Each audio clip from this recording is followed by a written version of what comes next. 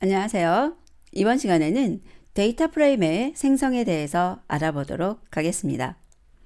데이터 프레임을 생성할 때는 판다스의 데이터 프레임 생성제를 사용하는데요.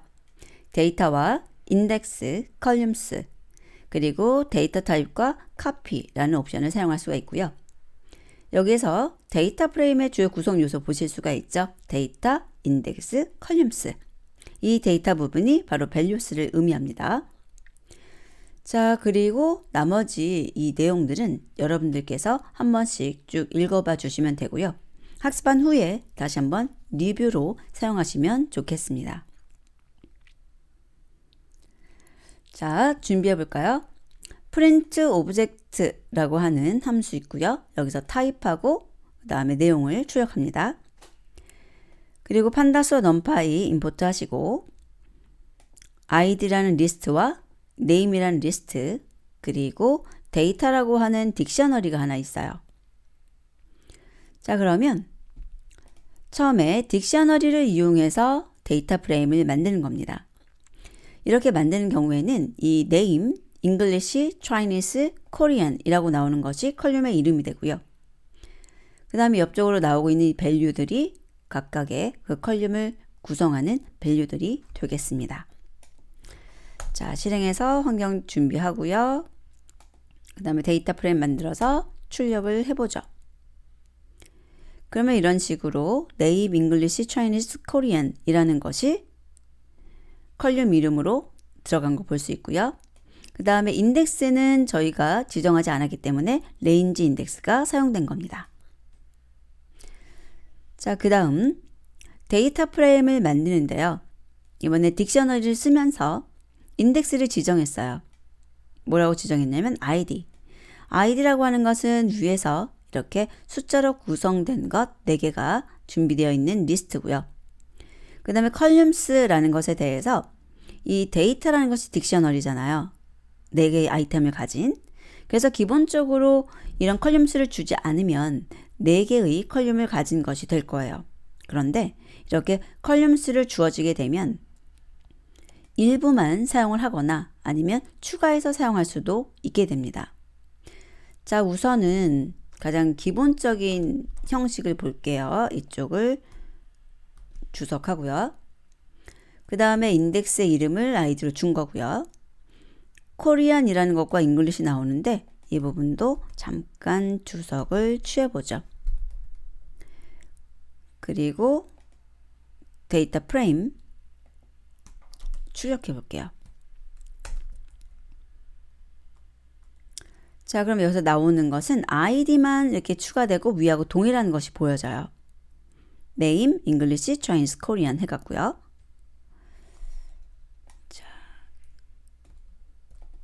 이를 복사해서 아래에다가 작업하는 것이 더 좋을 것 같아요. 기록이 지워지지 않도록 하면 나중에 복습하실 때 좀 좋겠죠. 그래서 이 부분에서 작업하지 않는 것들 좀 지워둘게요. 이렇게 된 거고요. 그 다음에는 저희들이 컬럼스에 대해서 여기 네임하고 잉글리시 했던 거 다시 살려볼게요. 그래서 실행을 하게 되면 자, 다시 한번 실행을 하게 되면 네임하고 잉글리시만 보여지는 것을 확인할 수 있습니다. 그리고 여기다가 좀 다른 거 넣어볼까요? 템프? 그럼 템프를 넣으면 이렇게 난으로 채워진 컬럼이 추가되는 것을 볼 수 있습니다. 그래서 컬럼스에다가 여러분들이 사용하고 싶은 것, 그 다음에 뭐 추가할 것, 이런 것들을 잘 정해서 넣어주시면 그대로 데이터 프레임이 만들어지는 거고요. 그 다음에 데이터 프레임에다가 새로운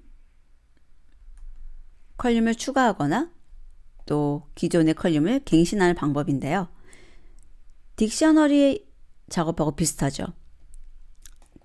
이게 컬럼의 이름인데 키 개념으로 사용을 한 거고요.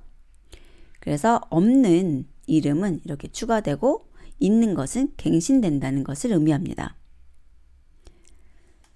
자, 그러면 출력해 볼게요. 자, 코리안이라는 것이 100점 4개짜리 추가됐고요. 잉글리시가 90, 80, 100, 100이라고 해서 갱신된 것을 볼 수 있습니다.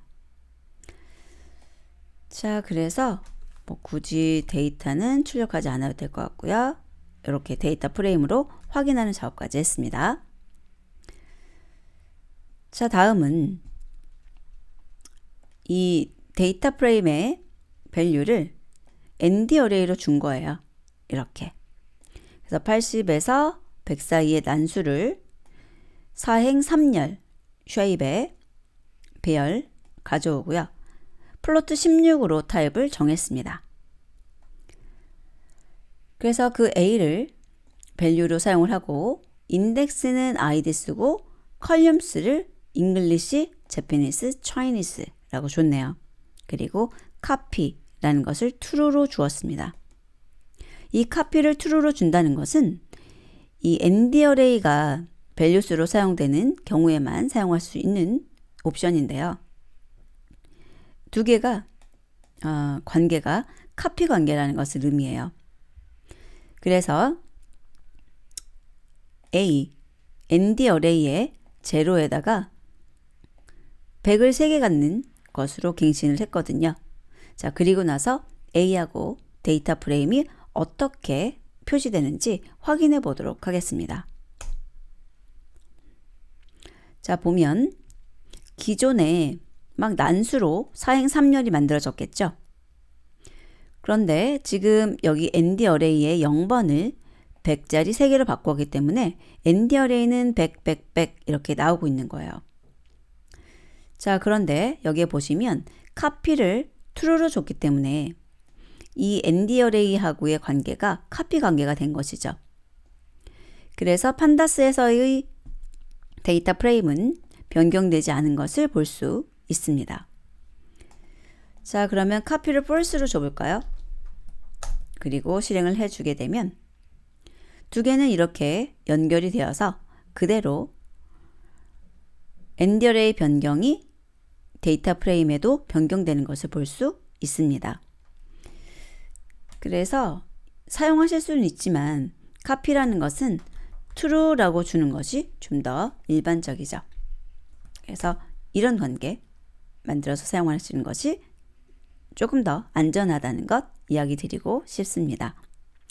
자, 이렇게 해서 데이터 프레임을 만들어 보았는데요.